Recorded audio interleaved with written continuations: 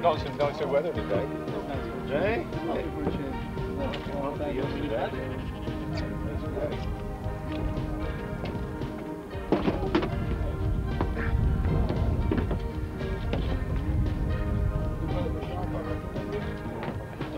Morning, John. Hey, right, nice to see you. Yeah, well done. And you too. Looking forward to the day, actually.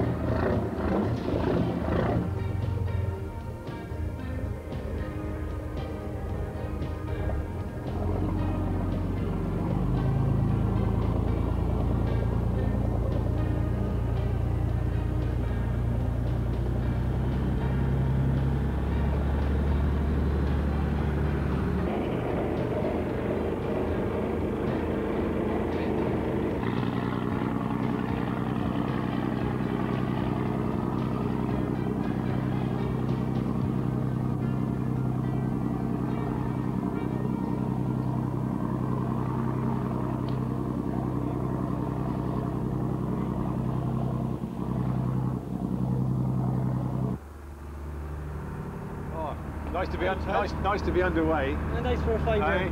It's lovely fine days. That's great. Bit of cloud in the sky, but it's clear up, I'd say, later on. Yeah. Looks nice, I must. Is this the sharks. kind of conditions you like for shark fishing here? Oh yeah.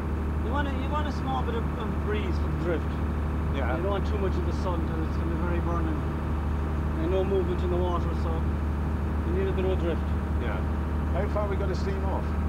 We're going to travel about 20 miles total. That's where it takes us to the other side of Clare Island. That's right.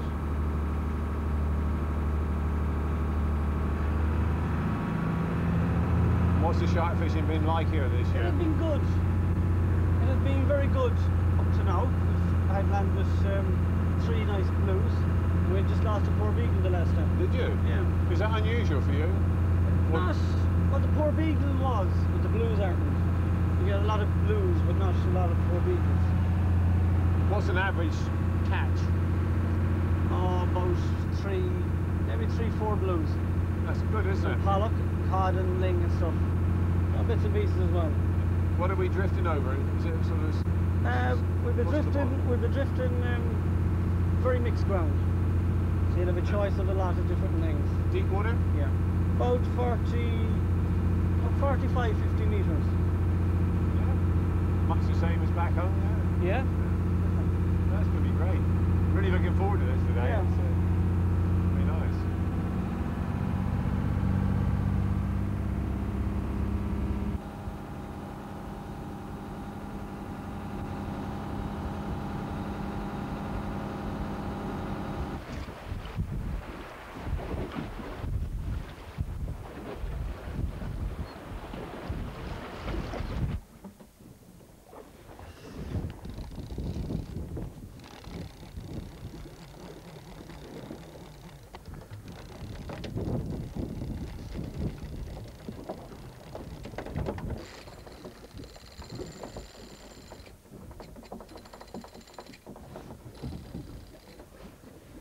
But halfway down, John, I think they are. Yes.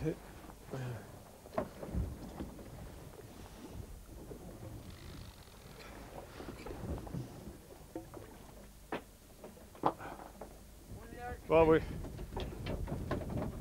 like all fishing, it starts with getting the bait, and for shark fishing, it's most important. What we've done, we steamed out of Westport, crossed the bay through all the islands, and now we're about 15 miles out off of Clare Island, over there behind me. We should stay here for 5 minutes or so till we get enough bait, and then enough to go in the rubby-dubby as well. And then we've got to steam off seaward for about another 5 miles. So we're almost there, but we've got to get the bait first. It's quite a nice island. I'm quite surprised how big the island is and how much accommodation there is. There's quite a lot of houses there. Presumably they're all crofters.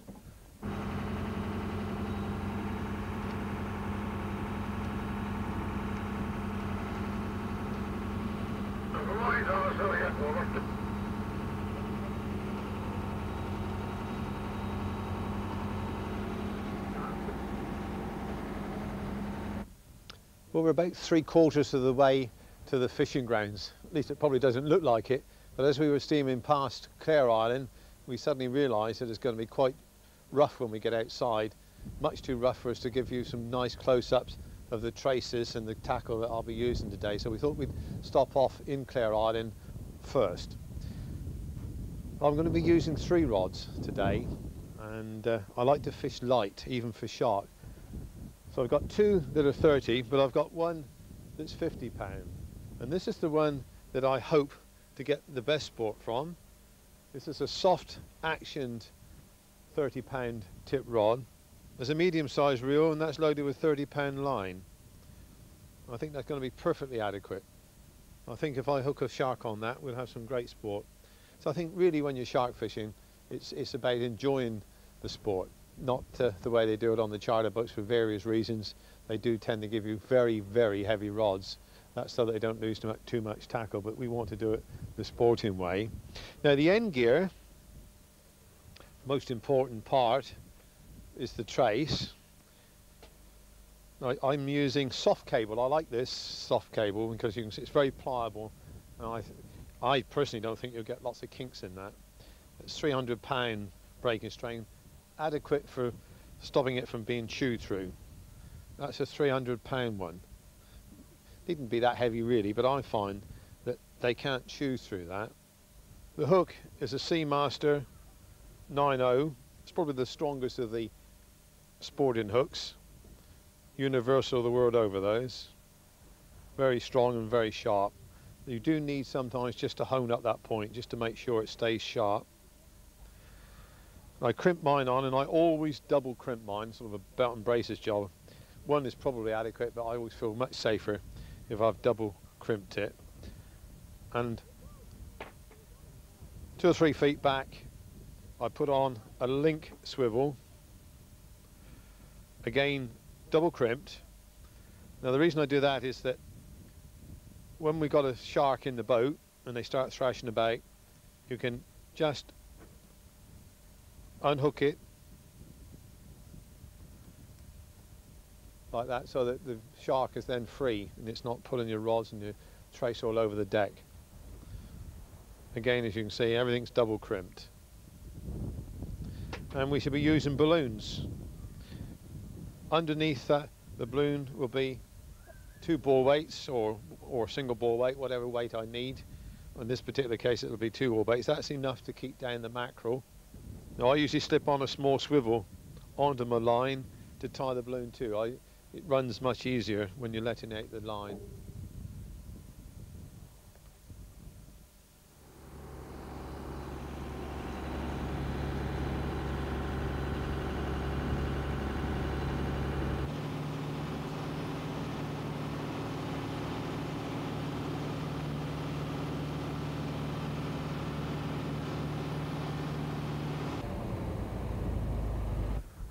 Well, bait for shark is reasonably simple. Just to make it look attractive to the shark is all you have to do. So, a couple of different methods. Well, the first job is to cut off the tail. It's like a big fin, isn't it? You know, it makes the whole thing move about in the water. Don't like that. Over the side of that. Then put your knife in the belly, not too far back, and just split it right the way down to the tail section. And the reason for that is just to let the blood trickle out. It's that little bit of extra attraction when the shark are coming up the rubby trail. Take your hook, put it in the mouth, and then out, let it come right through out the gill cover. Take it down, and where you split the fish, put the hook about halfway along and just bring it right through and out the top. Put it all tight, and there you have it. Hangs in the water quite straight, looks fairly natural, as natural as a mackerel that his tail can look. And I think you'll find that'll work quite well. Well, this time it's a straightforward put the hook in and out of the mackerel, a bit like this. You can put the hook down into the mouth, bring it out of the gills, pulling it right through, and then take the hook back through again, pulling it right through from the other side, taking it on down near the bottom, right through and out,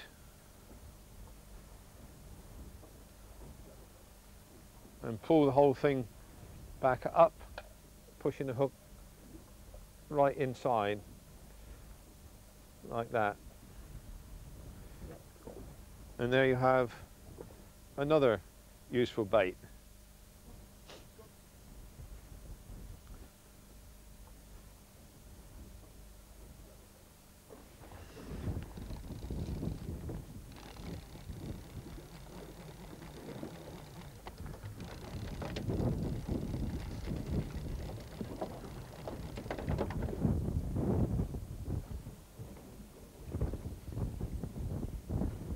There's some really attractive fish in the sea, aren't there?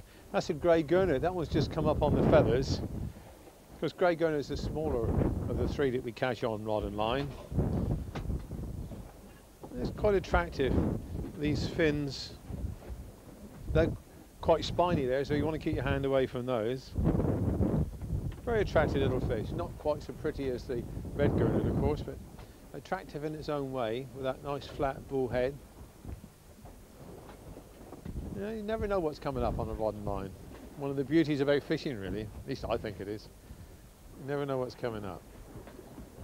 Right, we just drop him back over the side. We don't want him.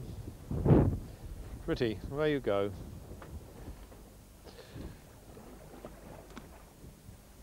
He's gone.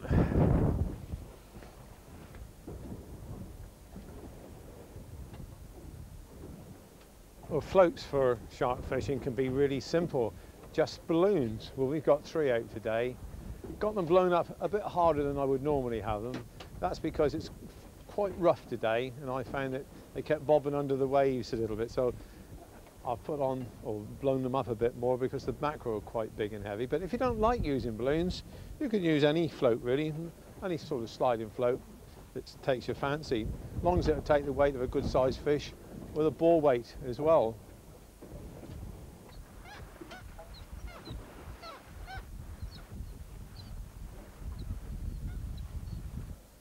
Well, so we've been fishing about half an hour or so now, I suppose, Tom. All the goodness has gone out of that. Yeah. All the oil's gone. Time to top up. Now this is real good rubby-dubby, some of the best I've seen. There's fish oil, fish and bran in there. It's been well mashed, beautiful. Just wish it was smelly television as well, because you could really get the atmosphere then.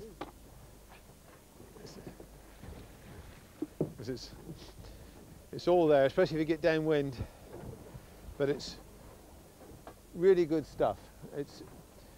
And this is one of the secrets really of catching shark. You must have a good rubby trail, because that's what brings the shark up. As the trail goes way down beyond the boat as we're drifting away, you get this long, nice, wide trail, and whichever way the sharks cross it, they pick up the smell, and then they just follow it up. Hopefully then, that's when they find the bait. Now when Tom puts this over the side, it's all very technical because he has to get it exact so that the bag is half in and half out of the water, so that as the boat rocks, and there's no fear of that today, it goes in and out the water as the boat dips, and it pulls the gunge out and away it goes.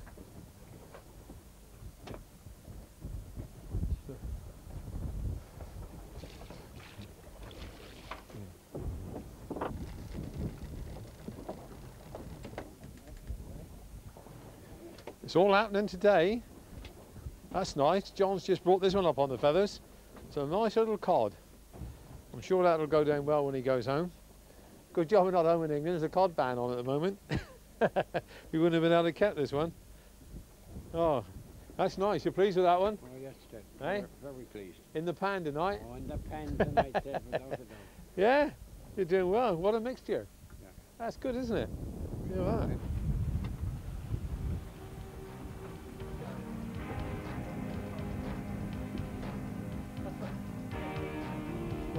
I'm just concentrating at the moment.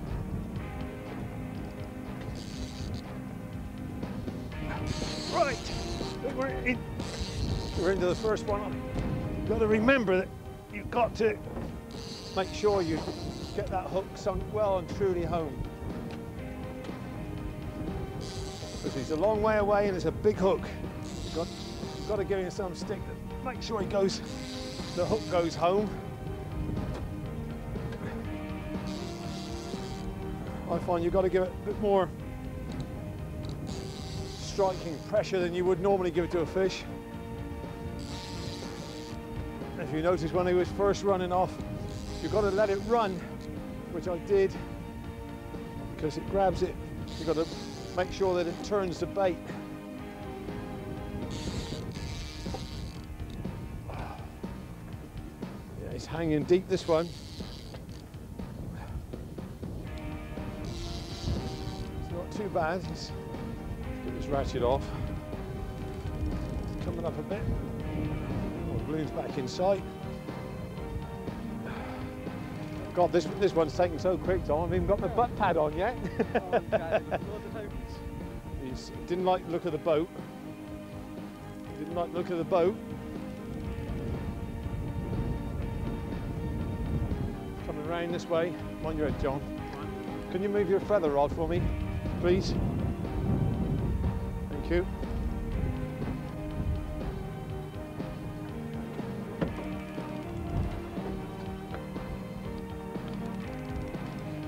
You're a good lad, Tom. Right, that's better. Feels more comfortable. Yeah, that's great. He's going, this one. Back around the other side of the boat again. Oh, he's got some... I thought he hadn't got any life left in him.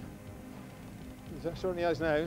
That's more comfortable. Tom's put the pad on for me. It just shows how quick they can come. We just put the baits out while we were still getting the rubby-dubby ready.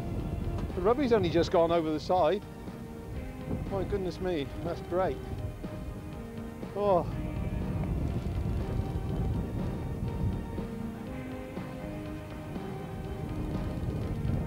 So.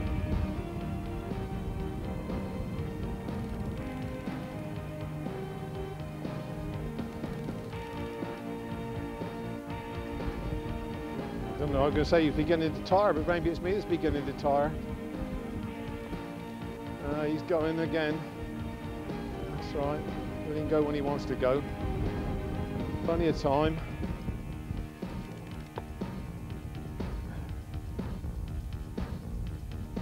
He's going all the way back down again at the moment. He's going well. Some pressure there. He's going. He's stopped. Let's get a bit more line back. He's going again.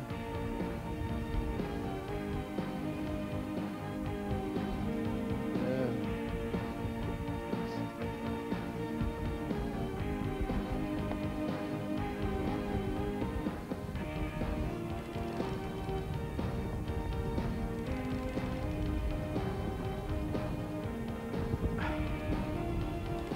So it always makes it a little bit more difficult when you've got a sea running like we got today. Keeping your feet, as well as keeping the pressure and the tight line onto the fish.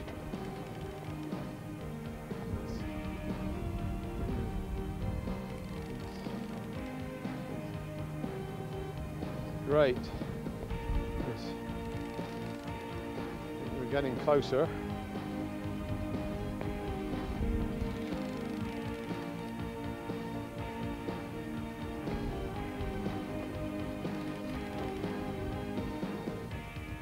Seen him yet. Can't. Well, the amount of line I got back on the reel, it can't be that far away.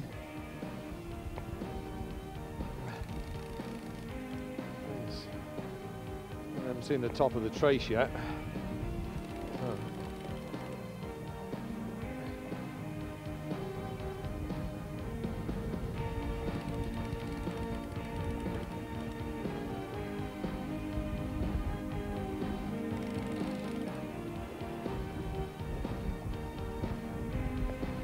I think the fish is beginning to tire now.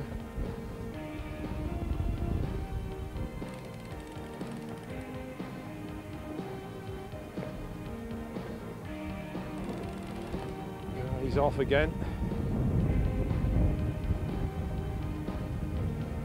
It's got some fight in it, this one. My goodness, it has.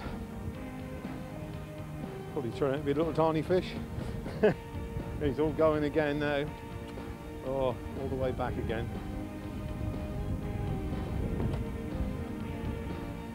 A real arm maker, this one. Have a rest.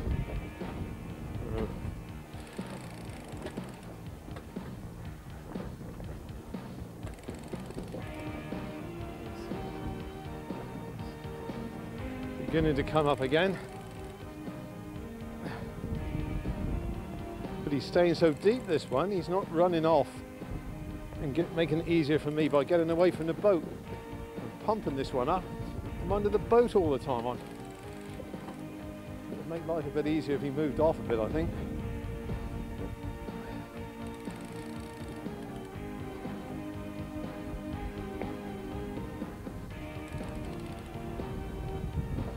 He's staying well down. Very close to the boat. And we're coming up again. Gaining line. Oh, here's the top of the trace. So we must be getting close now. There he is. Can you cope that one, Tom?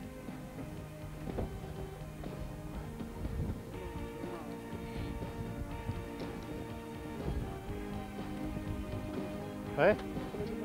No, he didn't. Didn't like that at all, did he? Yeah. Right, start again, John. Right. Okay. Well, we've seen it anyway.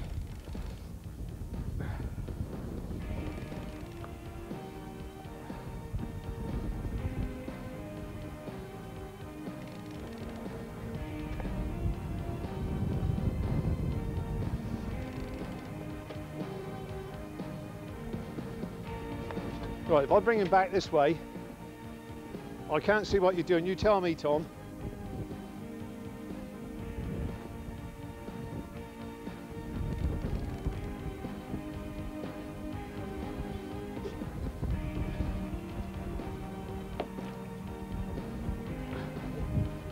Oh. Right. Well done. Thank you, Tom.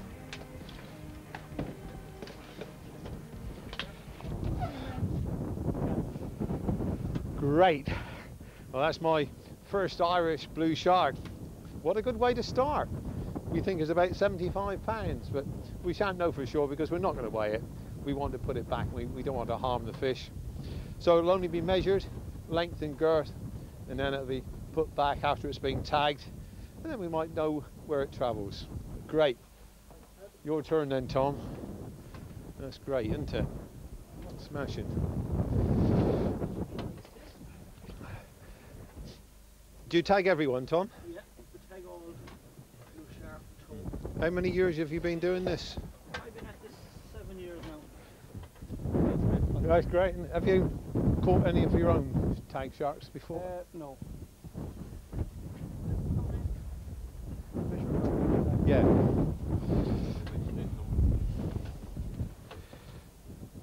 What do you want me to do to help you? Hold him out straight.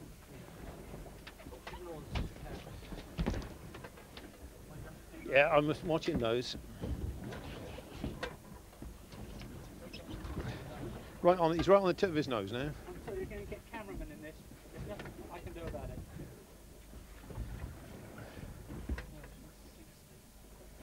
Nice and loud when you say it. That's 60.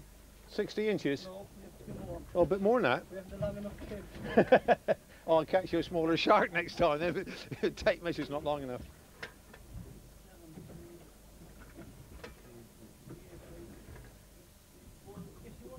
81.5 inches, great. You want to do the girth? So we measure them for that. You've got a formula, have you, that works out weight for length and size? And they give a rough. Yeah. He's 25 25 of a girth. 20. Yeah, that's Good. great. Yeah, nice size. That's just nice fish, isn't it? I think let's get them back. That's getting back over the side, yeah. One is nearly big on us. Okay, action. Lovely. Right, now what do you want? Training. When you're ready. Some suggestions. Yeah. Okay. There you are. When you put fish back, always remember, don't just drop them over the side. They might have a bit of shock, so just let them get their breath back. Hold them by their tail, then they recover, and then they'll swim away. Might take you a few minutes. This one's been out a little bit longer than we would normally keep one out, because we needed to take the pictures. But he'll be all right. He's coming back. If you keep moving it like Tom was, there he goes.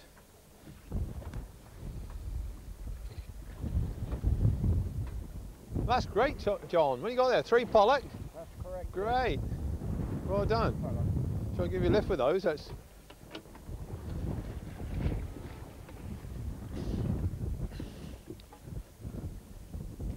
there, that's not bad, is it?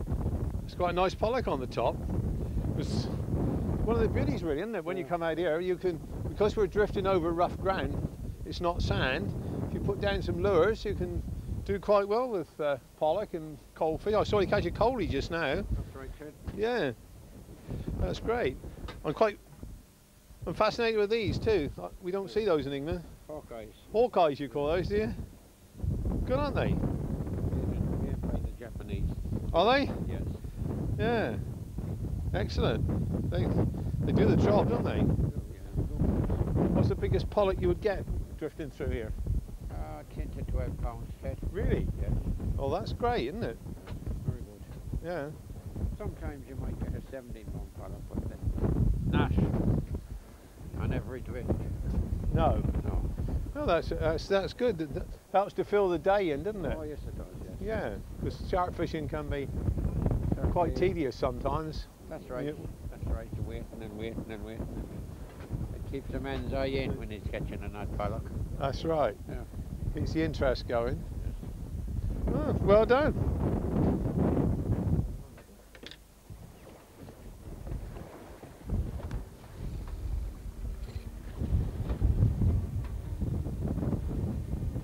But what I'm doing now is just letting this one run till I get him nicely hooked, because we're using whole mackerel. They tend to take them in the middle, and they've got to be turned and then swallowed.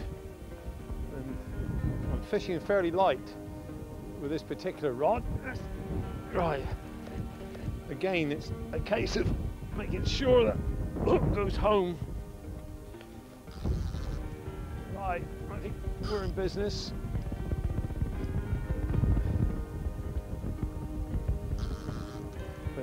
But if you're going to fish light, you get more sport, but you have to give the fish his head a bit more.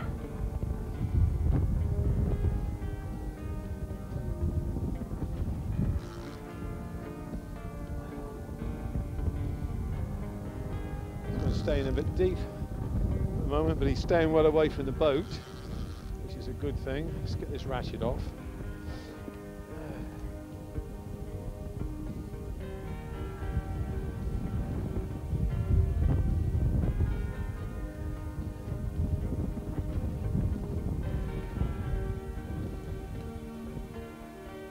That's quite unusual. This shark is taking the bait that's at 15 fathom, the other one was at 10 fathom. Quite often once you start catching the fish, they're at the same depth all the time. And I didn't alter the depth, I just left this one as he was. And so it's not doing very much at the moment. I'm half afraid in a minute, when he sees the boat, I think he'll turn tail and he'll really take off. I'm sure he will.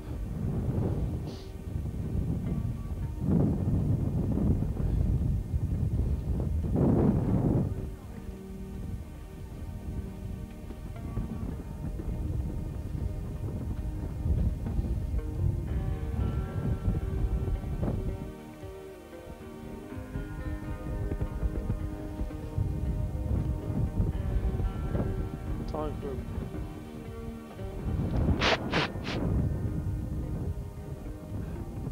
Time for a blow. Right. This one's staying well away from the boat, makes it a bit easier to play. The other one was right underneath all the time.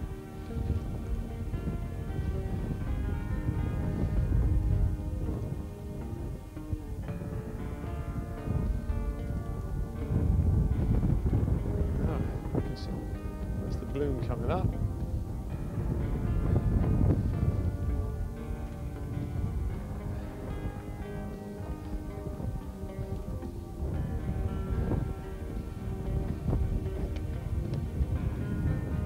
Don't know how far down he is, Tom, but he's nowhere near as big as the last one.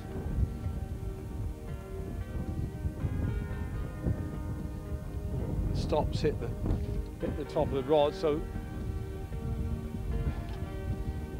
he didn't like the look of the boat.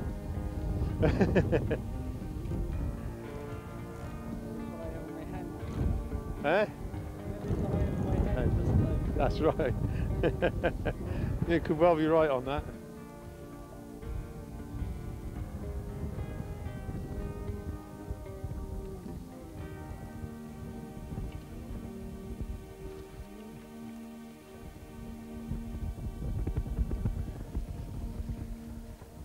The stops come back down. Right.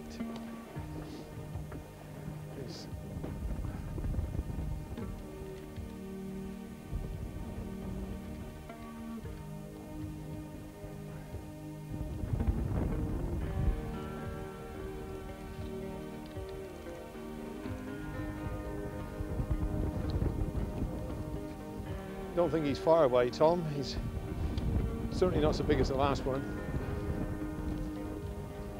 Haven't seen the top of the trace yet. He's beginning to surface away from the boat.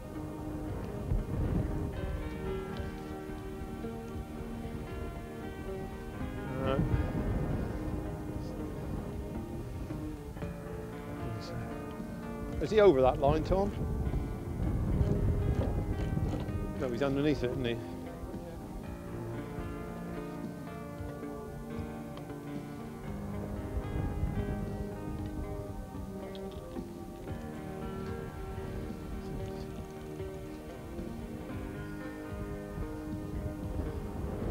Clutch control, very important, because when you can see what happened there, as soon as he gets near the boat, he's starting to move again. Especially if you're fishing light like I am with this one.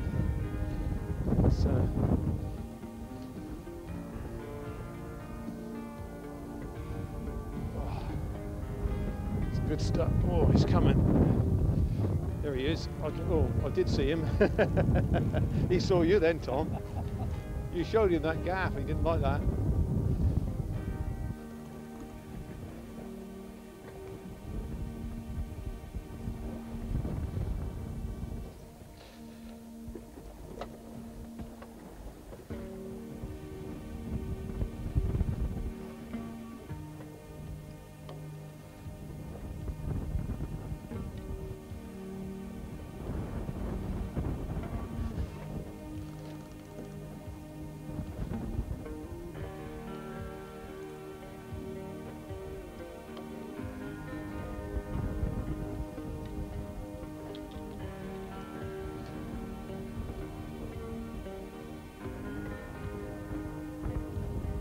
Pardon? No. All right. Oh, we're coming to the trace now.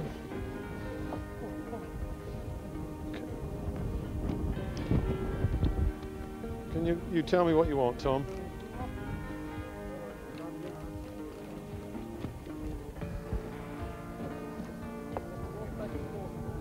Eh? Yes, I will. Right, that's my fault. Yeah, trace is a bit long. I think he's ours now. He's tiring out a bit.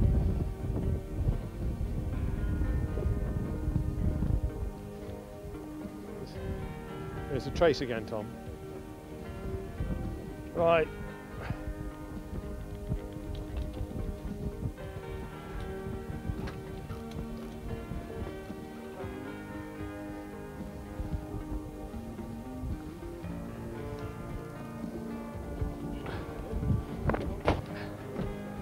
which means that we're not joined onto the rod. There we are. Makes life a bit easier. And these were the cutters. I only just caught him, didn't I? Yeah.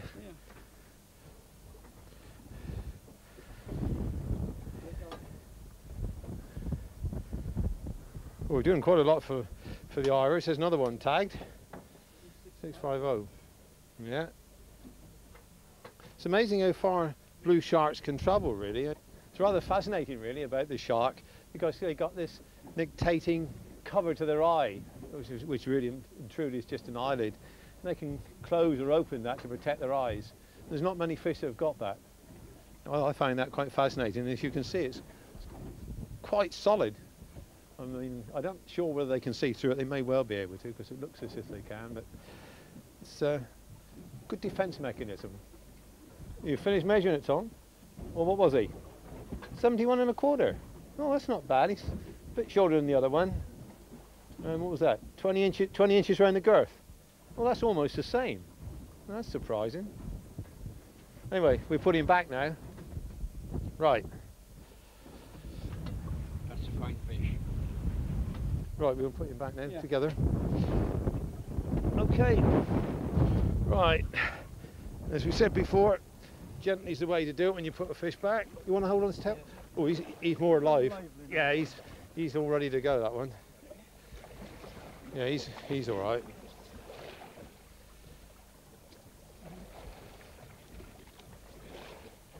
He's off. Yeah. Great. Ah, he's gone, look. Great. One has to be careful when you put them back. Just hold them by the tail, just to make sure that they're not too distressed and they've come around, and once you can feel them moving, just let them go and they swim off. That one went beautiful. Lovely.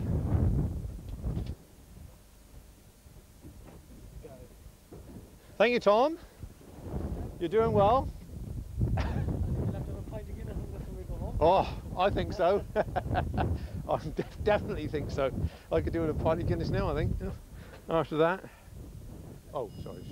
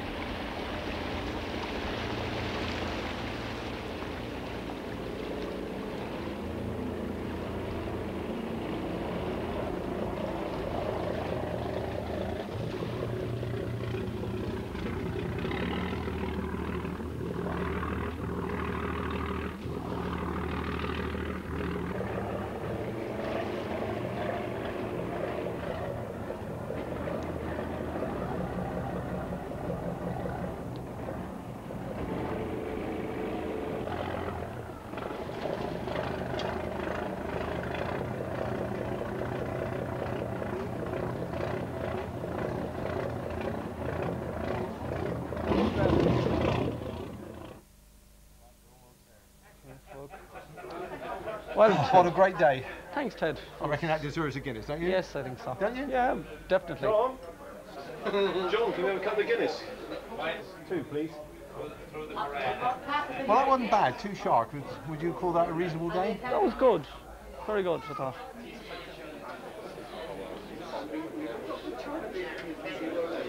Ted. Thanks very much, John. Isn't that what Just what the fishing in Ireland is all just about? what the doctor ordered. I mean, what we caught today was modest shark, really, I suppose. Just over 80 pound we reckon Yeah. that one was now. What's the biggest you've had here? The biggest we've had on the boat, well, I've had on the boat, was about 108. Was it? Yeah. That's very good. Nice fish. Got You quite close to it. They got a good fight. Yeah. I was quite intrigued with the tagging, really. Have you heard out any great distances that your fish might have gone that you've tagged? We have never heard anything back about the shark. I don't know, they don't seem to turn up, or else people gets them and never takes the tag out of them and say that they were caught. They don't want the reward, is that it? I think so, yeah. So it's great fishing here, though, isn't it? I mean, there's so much good fishing to be had in Clue Bay. There is good fishing too, yeah. It's a good sheltered spot. Yeah. You get out there at all times. There aren't many conditions, I suppose, when you can't go fishing here. No, I think you can get out of here about the best of times. Yeah. The bad days doesn't bother you. I mean, John that was with us today was telling me that he's had as many as 13 different species in a day. Well, that's good, isn't it? It is good, yeah. You get them in the bay if you want them. If you go looking for them, especially, you get them. But it's well worth a good try for them. Maybe next time when we go fishing. Well, I think that's part, I don't know how you feel, but I think that's part of the enjoyment of fishing, really, because the unexpected, you never quite know what you're going to get, do you? No, not really, I suppose. It's what you get your good days and your bad days. And I think, hopefully, we'll always get our good days. We'll make the best of it, I know.